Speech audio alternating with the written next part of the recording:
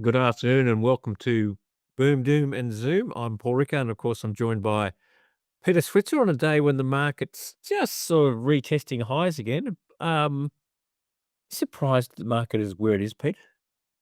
Um, yeah, I gotta say so. I did anticipate the question marks that Donald Trump has put over just about everything.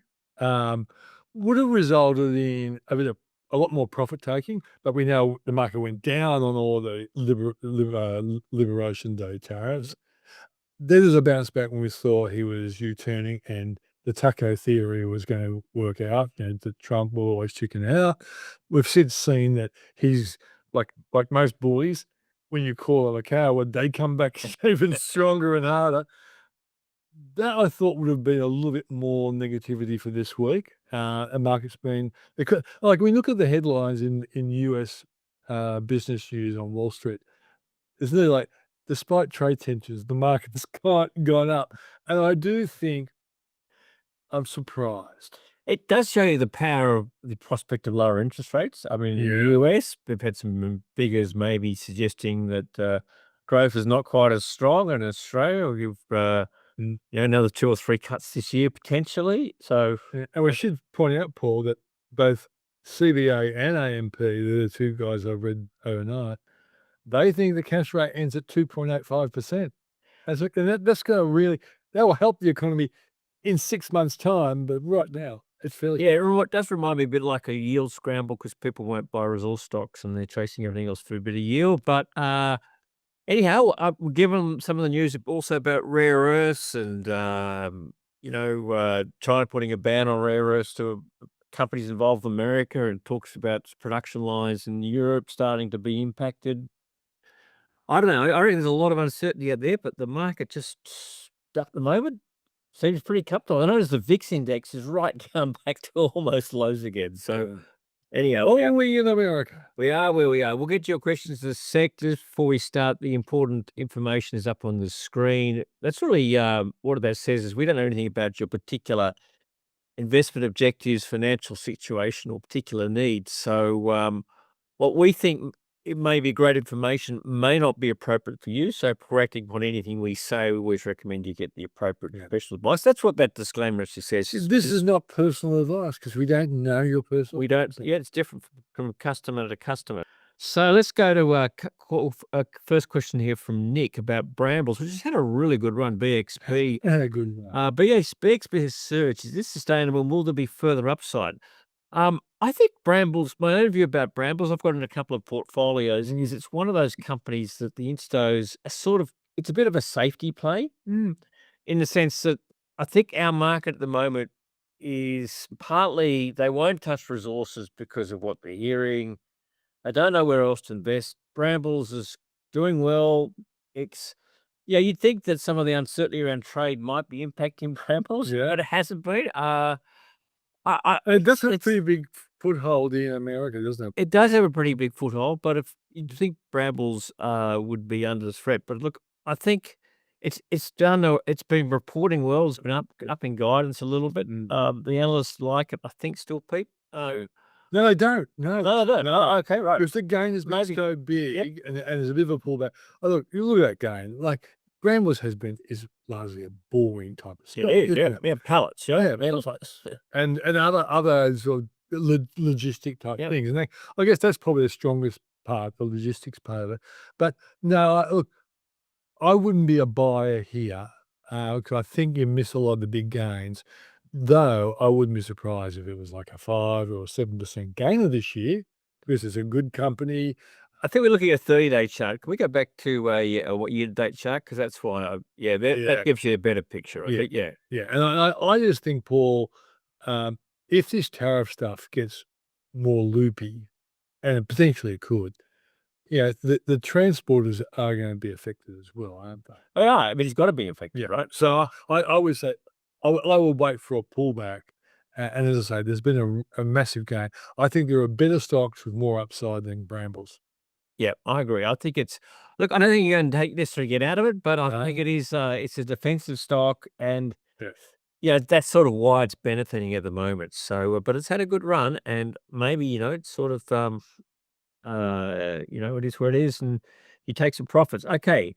Okay, this is a hard question. I don't see any value. Where do you see value in the current market? Well, there's lots of stocks the market doesn't want to touch, which is super value, right? Yeah. And I don't know whether you buy them. So, Yeah.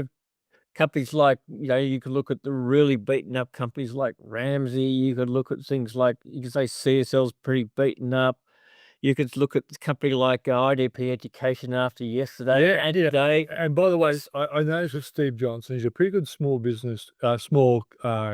cap investor. He mentioned IDP after the big sell off because he's had a great year, but he often does buy beaten up companies. And if he buys 20 and at really low IEL's occurred on IDP. at really low levels and they don't go anywhere, but 3 or 4 of them shoot the lights out, he can do well. He's had a good year, Steve. And you can see it. That's a shocker. Yeah, he's probably talking his book because it wasn't that long ago. All the institutions were raving about IDP. But anyhow, look, I wouldn't be jumping in just yet, but it's one to look at. I Yeah. mean, it's had a huge fall. I mean, there's a lot of companies that have just had huge falls, and the market will not touch Yeah, their value. that's right. But whether you get into them, I mean, is there anything else that I'll throw the question? What do you like at the current market? Yeah, like Paul, I quite like a company like PolyNovo, which I was surprised how big the gains analysts were predicting. Last Monday, I've never been a PolyNovo fan, but I had BNB, I think. yeah, PNV, that's right. Yeah. And I was quite taken aback by how well it did, how the analysts really liked it. 60% upside. Um, 3 analysts look at it. Macquarie says 107% upside, Bell Potter 48, and Morgan's 25. So, like, I'm not saying you put the bank on this one, but it's an interesting one. That's in the Burns stuff and all that sort of thing. Has a bit of an overseas footprint as well. So that was an interesting one. That's a bit of a gamble. No, I've got to bring it up, Paul. I would have said Tyro because Tyro has been. Well, that goes to our next question. We'll just finish. We'll come to Tyro. Just finish on your thoughts on stocks you like at the moment. Yeah, and I think NextDC still has upside, Paul. I think NextDC. I've always put Xero and NextDC together. NextDC is a rival now in Goodman Group. I would buy both of those on the idea that they're not going to. NextDC is not going to fall in price. It might be a slow burn on the way up, but what happens with NextDC is they hit capacity. They've got to borrow money to get more factories and stuff like that. And when they do, that's when the share price goes up again. So I like those two. But readers should go back to my story on Monday. I picked 5 out that had upside but were a bit more risky, and 5 other ones that I'm still like to see as how it goes. Yeah, I think it's very hard to find value. There are when I say value stocks that the market's going to start to buy. Yeah. It is such a schizophrenic market, right? I've never seen a market like this where you're either CBA, right? Yeah, you know the way, idiots. we look like idiots. Well, But I think the market is idiots. and it is unfortunately. Public record, the market is It is full of one of the idiots. problems of index investing. Index investing is killing the Australian stock market. Okay. I think collectively there've got to be caps on the weighting of stocks because it is just so powerful. And the more CBA goes up, the more index funds have to buy it. And certainly the index has got to be rethought because if you take index investing to its ultimate case, you end up with one stock. That's the risk of index investing. Yeah. So I reckon we're starting to see that with CBA. I think CBA is a great company. It's a great company, but we are kind of trying to work out what the real value of a company should be. And at the moment, the intrinsic value is a lot less than the market value. Right. Okay, let's go to a question on Tyro. Hi, Jen's thoughts on Tyro down 10% today. CEOs resigned. Yeah. Well, I can't say much. That's too. You can say you can have your because Paul is a mate of mine. He's on the board, right? But this and Paul has in the past thought the CEO was quite good, and I think he was better than the previous CEO. But I don't think he's been a star performer in the sense that they were offered $1.60 how long ago? 2 years ago, Paul, and the share price has gone nowhere. But it has risen from probably the 70s into the 90s, and I thought, great. In fact, it was a fantastic rise on Tuesday, was it, or Wednesday? Yep. And I thought, yep, we're on the way. And then this guy resigns. I just hope the board finds a really good CEO who actually makes Tyro chase its database of small business people who are dying for a bank, because Tyro is a bank. In fact, maybe I might apply for the job, Paul. Like, I'm laughing. I'm joking. But it does need someone who really is prepared to chase the small business database that you guys have got. And our sidekick wants to know the name of that CEO. So Okay. I can't even name the CEO. Okay. You don't remember those. I'm just having John, just having a mental like.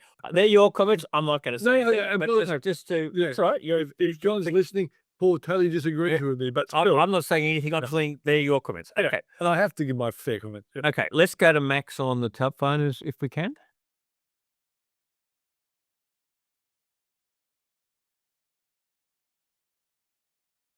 Okay, Max, you're still showing on mute, whether that's at our end. If you've got an Max, if you can unmute your microphone, please, mate, we can take your question. Hello. Okay, we can hear you, Max. Yep. Hey, mate. No, I was asking the same question about Tyro. All right. Okay. Have we answered the question? Yep. I was asking, should you hold or sell out, or at these prices buy some more? Yeah. Personally, and I hold too much Tyro, but I'm more inclined to buy than sell, Max. I Okay. do think it's a good company, and potentially it should live up to its $1.60 it was offered, and even more. But I'm just praying that Paul and his mates actually do hire a great CEO, and I think we'll see some really positive. So, yeah, I do think it's a buying opportunity. I could be wrong, but I think it's a buying opportunity. Okay, thanks. Okay, thanks, Max. Let's go to the next question. While I realise it's a dying industry, no pun intended, I would like your thoughts on ASX code PFP, which is Propel. That's the funeral homes business. Do you think? Look, it is the number of deaths is actually one of the issues. Is their business? I think is that the death rate's actually been reducing a little bit. The stinking doctors are killing people alive. Yeah. So let's have a look at Propel funerals. I just want to. It's The PFP. PFP. Yep. Yep. So we've got a 1 day. We've got a year to date shut. Okay, so the analysts say it's probably not many analysts cover, but 27% upside. Four analysts look at it: Ord Minnett 21, Bell Potter 21, Macquarie 25, Morgan Stanley 39. Now, Paul, this is what was the name of that really great, really successful funeral business? I'm sure it began with V. And This has become that. And this is the biggest in Australia. Yeah. This is the holding company. They own things like White Lady Funeral, doing quite a few. So they went through on a consolidation play. and they were very good for a long time, weren't they? I think, yeah. So I think they found it a little harder. People want personal touches and so forth. But it's probably look an interesting stock given its share price fall. I mean, this is I'd describe as another value. Have you got the metrics there? Just to look at the forecast PE. PE 28.4. Still high, yeah. Dividend yield. So it used to be pretty good on the dividend side as well in its older days. 2.9%, 3.2. Right. But Okay. the drop in the share price, and it looks like it's trying to build a base, doesn't it? It does look. It's worth looking at. I mean, it's been a lot higher. It is it's a leading market share in that business. There are some headwinds, which includes the death rate. I understand has tailed off. Can't do much about that if you're a student investor. People, Lower immigration ultimately is going to hurt it longer term. Because it needs more people. Yeah. But it's whether it's properly priced yet, I don't know. The analysts think there's more upside. It's a very dominant market position. Yeah. So look, it's always a good thing when you go a dominant. yeah, can we look at the 5-year chart? I just don't. I think it's been around. Let's have a look at the 5-year chart. Yeah, it's so maybe there's a bit roundabout. There's a bit of a level there where it might find a consolidate a bit. That would be sort of my technical view. But anyhow, Nice rise from 2020 to 2024, wasn't it? Hmm. Yeah. Okay, let's move on. This is from David. I'll just deal with this. How do I get access to the analyst recommendation Peter refers to each week? They come from our partner, FN Arena. So you got to become a subscriber. That's fnarena.com if you want to get access to those. But Rudy on our Monday show, or Monday report, does run through a lot of the changes and the predictions. Okay, a question about Pilbara Minerals, PLS. Well, how much piece of string is lithium, right? When does lithium bottom? So this is all Pilbara Minerals reflects is the commodity. Still not a lot of upside. Some of the analysts have got a little bearish. Some have gone bullish, and some think the price is starting to bottom.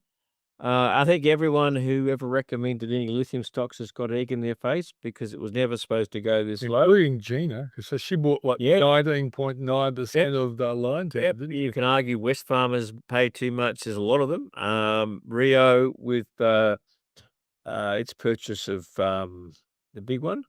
Oh, yeah. So it's a good case of hype not matching reality. Lithium is not a rare mineral. That's one thing I will say. Yeah. But anyhow. Okay, can I just give you what the analysts say, yep. Yeah, they're saying 45.7% upside. 1 out of 7 are against it, down 12%. But Morgan Stanley 34, Bell Potter 58, Morgan's 82, Macquarie 90, Citi 26, and Orbnet 38. And I've got to say, for my financial planning clients, I'm putting little amounts into PLS, and I'm saying it may well be 2 or 3 years, but when electric vehicles go for most people, I think lithium will take off. And I think this company will survive. So I'm not that concerned, but there is nothing at the moment suggesting lithium is about to turn around, right? So you're in the lap of the commodity, and I'm very wary of commodity price forecasts because they prove to be usually spectacularly wrong. Okay. So, but I'm not. I've sold out of some. The others. I'm just keeping at these levels now. The sticker's too late. But anyhow, I'm not looking for recovery. Okay, hi fellas. Just your thoughts on Ordinate, which is 88. Looks like they're finally making a bit of a comeback. I hadn't picked the Ordinate has made a comeback. Let's just have a look at that. I know you've liked Ordinate, Pete. Whenever it gets down to low prices, I think it's an interesting buy. It's a good company. You can see where it has been. We're kind of in the average area for the last few years. And like the upside looks pretty good. There's a bit of a sell-off recently. I gotta say the analysts still like it, Paul. 28.6% upside for Ordinate. 4 analysts look at it. Macquarie's down 14%. But UBS up 48, Morgan Stanley up 50, Shaw and Partners up 29. So, I think, people are sort of supporting that company as being, got a bit of future. Okay, I'm just going to jump on a question about Telstra. This is from David. What are your thoughts on Telstra? Time to reduce. Also, ASICs to reduce. Let's just do with Telstra first. I think Telstra's now a bit in the CBA category, right? In that I don't think I got quite bullish on Telstra when the market didn't like it. Yeah. I thought it might go back about 440. It's gone way above that. Look at that rise, right? And to me, that just speaks of desperation, right? And I just think it's a safe haven play. it's a function now of the institutions. They don't want to buy resources. No. They don't want to buy resources. Where do they put their money? And they don't have a lot of choices. Yeah. And I think Telstra represents what CBA does. You just got to stick it into something, right? If you want to link it to a news story, Paul, Telstra has launched a satellite connection with Elon Musk SpaceX this week, and the market will like that. But I think the overall reloving of Telstra is linked to defensive play. I don't think their rivals are shooting the lights out. No. If you go into business right now, you just say, I can't run the risk of anything going wrong. Even if Telstra's more expensive, I'm going with Telstra. Yeah, I think you're right. Look, I mean, Optus is just sort of nowhere, and Vodafone's a bit the same. Yeah, well, Or TPG Vodafone is a bit the same. I mean, and you could say that it's a pretty cozy sort of, not a duopoly, whatever the free number is. it's an oligopoly. Oligopoly. But also, see, there are decent players like Aussie Broadband in there. Yeah. We should get is ABB. We should get ABB. Is it ABB for Aussie Broadband? Yeah. I think it is. Actually, the analysts are now getting a bit bullish on Telstra, right? Which is sort of like, yeah, and I think I'm not as quite as fan as analysts sometimes on these stocks, but You're right, hard. I like what they have to say as thinking about it, because it gives you support. But Very hard, man. but they do have to chase these things a little bit, because otherwise it looks stupid, right? Yeah. And so they've been upping their target prices. Telstra, I think, gave a bit of a presentation on the future the other day, which actually went down worked pretty well. Yeah. I think Broadband pull up 10% is their consensus. Three analysts look at it. Citi 13%, Orbinet 7%, UBS 9%. It's like, I think Aussie Broadband, I'd rather buy that. I'd rather take some of my profit off Telstra, which I might have to do. And if you wanted to stay in the telco space, I'd be more inclined to go for like an Aussie Broadband, because he does chase small businesses. He's got pretty good reputation. Okay. This is a question about MAQ, which is not Macquarie Group, it's Macquarie Telecom. Who I taught the CEO. Yeah, how does it compare to Goodman Group and Next DC?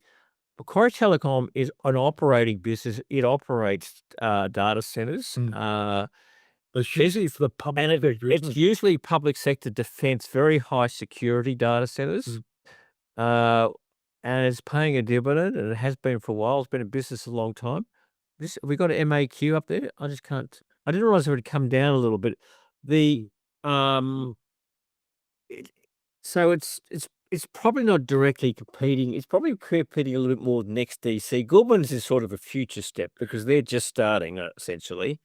Macquarie, Next DC is building a lot of data centers, and Macquarie's been operating data centers for a long time. And it used to compete with Telstra, Paul, for business, big business contracts, and you got a lot of government contracts. Yeah. What's What's the red line we've got up there? That's I can see a blue and a buy line. What's the red line we've got there? I'm not sure what my colleague over there is doing. GMG's in the red. Okay. A default similar pattern. Yeah. But look, the interesting thing is that David Tutope, who I taught, is a very conservative young man, always has been. In fact, when they started the business out of Sydney, for his Melbourne clients, this was before deregulation of the airline industry, he used to take a Pioneer bus from Sydney, like at midnight, to arrive in Melbourne to do business on a Friday. But this has been a very conservative company. And what I'm staggered about, Paul, is that the target price is $100 from the two or three analysts, the one analyst, Morgan Stanley, which suggests a 61% upside. I think it's not a bad company to put into a portfolio when you're kicking off. Yeah. Okay. Hi guys. Thoughts on Soul Pattinson, the Brickworks merger? Sell Brickworks now to elevated share price, or wait to file offer? Look, I haven't checked the sums. Let's have a look at BKW, which is Brickworks, for a start. Look, I think you got to put the rise in context a little bit, right? So there's always, basically for the last X number of years, most institutions have avoided Brickworks and Soul Pattinson, right? And the reason they avoided Brickworks and Soul Pattinson was because of the cross shareholding and with the major concerns about governance. So, and then if you look at Soul Pattinson, it's basically a listed investment company, has very discrete disinvestments, like owning Brickworks, part of Brickworks, and only used to own part of TPG, and it owns a whole lot of different things. Yeah. And the Miller family are the core. They are right. So, and people like Jeff Wilson have been like barbarians at the gate trying to buy stuff off them, and they fought him off. So, one of the reasons it jumped on when they announced the merger and getting rid of the cross shareholding, raising equity, is that suddenly it's now going to go into things indexes at much higher weight, and a lot of the institutions will have to buy it again. because they've avoided it because Well, so it becomes top 200 or top 100? Oh, I think it'll be more than at least top 100. It'll be well in there. Yeah. But it's also because of these cross shareholdings, it got down weighted. It was like the way that the indexes are counted, and not just on total market capitalization. They take out sort of what they consider to be restricted shareholdings, right? Right. So you'll find that a lot of the jump is the fact that A, institutions subscribe for capital, and B, they're going to go into it and they're going to re-look at it again. So I think this is a great opportunity for Bricksworks shareholders to realise the Yeah. value. I haven't done the sums about whether you sell now. My inclination is I'll be wait. Usually you'll find there's a bit of a discount. I don't think any shareholder is going to vote against this because you could see it's lifted both share prices up. Yeah. And there was always a structure that needed to be cleaned up. So if you go to Sol Patterson, which is SOL, you'll see exactly the same sort of chart basically. And I don't think anyone's going to vote against it. So I think the market said, look, why haven't you done this some time ago? Right. It's done well for a nice little chemist business in Paddington. That's Yeah. So I don't think if you look compared over long term, it's actually performance is as good as it looks. No. They've always been good at telling their story, been like Jeff Wilson. But deep into the numbers a little bit more, and you find it's probably not what it looks like has been. But anyhow, I think it's I think the market likes the idea of the transaction. Whether you sell now or wait, I think this deal's going to get done, right? It's just Yeah. So I haven't compared the numbers. On my guess, it's trading just as small as The interesting thing is that Jeff's probably got a lot of Brickwork shares. He'd be happy. He may. Yeah. Well, he wouldn't have been knocking on the door unless he had some. Okay. Question here: do you think JLG is a good buy? Well, I think we get asked. Well, no one ever sort of really talks about That's the John Ling Group. and they had a fantastic run, and then they've had a big sell-off.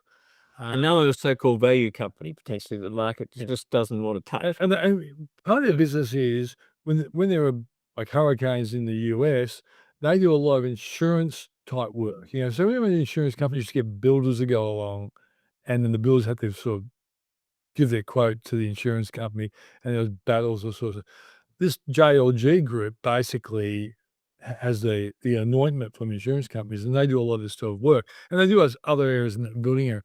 But Steve Johnson during the week named JLG as a classic company that has been sold off. It's a small cap, which he quite like. Now, let's have a look at what the analysts are saying. 9% upside from the analysts. Morgan Stanley says 33. Bell Potter says -2. Morgan's up 6. Macquarie up 2. Citi up 5. So it's a bit of a punt. If Morgan Stanley's right, it's a good punt. I wouldn't be buying it. Okay, let's just go to Tony on the phones if we can. Afternoon, gentlemen. And look, after you on Monday, Tony. What are we up again for? Thank you for that. I was just curious on your perspective on the best of the insurance companies out there, predominantly QBE, IAG, and Medibank. Well, Medibank is very different, Tony. I mean, that's private health insurance only. So nice monopoly position, the biggest. Government sets the fee prices. Now super expensive, but it's not going down far, right? It's another super defensive, safe stock. Yeah. Well run. I mean, QB and IAG are both very different, obviously, more general insurance. And Suncorp, I actually probably go for Suncorp would be my pick. That's the Amy Brands and Promenade or those sort of people. But what do you think? QB is international. It's got international business. IAG is your GIO and other brands. Yeah. You want to just pick? Well, Paul, it's funny. All three companies, IAG, QBE, Sun, they all are a little bit on the downside, and you can see why. Look at the charts that Luke's whacked up there. That's QBE and IAG, right? And you can see they move in concert. A lot of the spike would be because when there are natural events, sure that they have payments that go out, but they raise premiums, don't they? They do raise premiums. The other reason you could argue the market cycles against them a little bit is that investment earnings they will hold a quite big reserve, so they invest it and generally in bonds. And so when interest rates come down, their investment earnings fall. Mm. So they're generally considered to be companies that do less well when interest rates are falling and do well when interest rates are rising. The reverse of most. Yeah. So look, QB always worries me a little bit because it's got too big offshore. For safety, look, I preferably go for Suncorp would be my recommendation. You have to have an insurance company. You don't have to have an insurance company. I mean, But Medibank is nice and safe, but its health, Yeah. it's pretty expensive. I think the lesson you've taught, Paul, if you look at that, over that period where interest rates were rising in this country, so what is it? Is it a 5-year one? Well, we might just move on, Pete, because we're short of time. Okay, right. But okay. Well, I think that's probably too complicated a question. Yeah. Let's just go to the last one about Qualitas. Thanks for the show. Is QRI a safe, reliable SMS inclusion? Well, it is investing in much higher risk property securities, property loans. I don't think I'd describe it as safe, but I think in a portfolio, depending what else you've got, you won't find it. I don't think, you could look at Qualitas as part of your portfolio, but you wouldn't want to have too much into it. It's high. It's a aggressive defensive play. Yeah. And their history has been good. Yep. And we know that these guys presented at our conference probably 5 or 6 years ago, and it was the first time I really encountered them. And they've continually sort of, I think they're traded a premium to the net tangible asset for most of that period. They've paid pretty good income. But you've got to see it in its context. It is more risky than a government bond. It's more risky than a term deposit, but it tends to pay more than those ones. Yeah. So I would not use the word safe. Doesn't mean it's unsafe, but like all these things, you tend to go with your eyes open, and sometimes most cases they work, but occasionally there are hiccups. And Paul, it's a bit like Latrobe. I think Latrobe's a very good investment, but it's not a term deposit. And so there's an element of risk, and that's why they pay more than a term deposit. Yep, there's no such thing as a free lunch, and that's why you get a higher interest rate. You got to take more risk. Okay, we're out of time. We'll be back. I was just thinking, That's cool, isn't it? yeah, that's good. But I do think there are free lunches somewhere. No.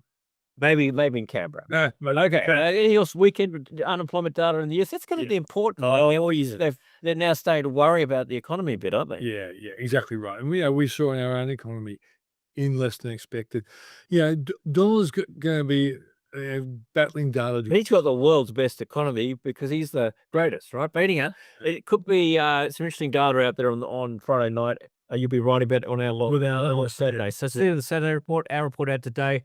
We'll be back same time, same channel next week. From everyone at the Switzer team, it's good afternoon. And Paul actually got boom, doom, zoom right. He might put an and in there, but he wasn't too far off. We'll see you then. See you next week.